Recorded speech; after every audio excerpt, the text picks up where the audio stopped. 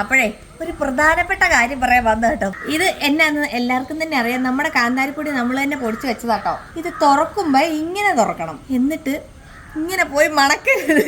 ഇതെന്നാ കാര്യം ഞാൻ പറയാന്ന് വെച്ചാല്, ഇത് നമ്മുടെ അടുത്ത് മേടിച്ചിട്ട് 2-3 പേര് എന്നെ വിളിച്ചു പറഞ്ഞു, മോളെ ഇപ്പൊ നമുക്ക് പൊതുവെ ഇപ്പൊ എല്ലാ മനുഷ്യർക്കും ഉണ്ടാവില്ല, ആരെയും കുറ്റം പറയാൻ പറ്റില്ല. ഇപ്പൊ എനിക്കാണേലും ഒരു സാധനം ദൈവം ഇതിനകത്തിന് വല്ലതൊക്കെ കലക്കിയിട്ടുണ്ടോ, അത് ഒറിജിനൽ ആണോ എന്ന് നമുക്കൊരു സംശയം ഉണ്ടാവുമല്ലോ.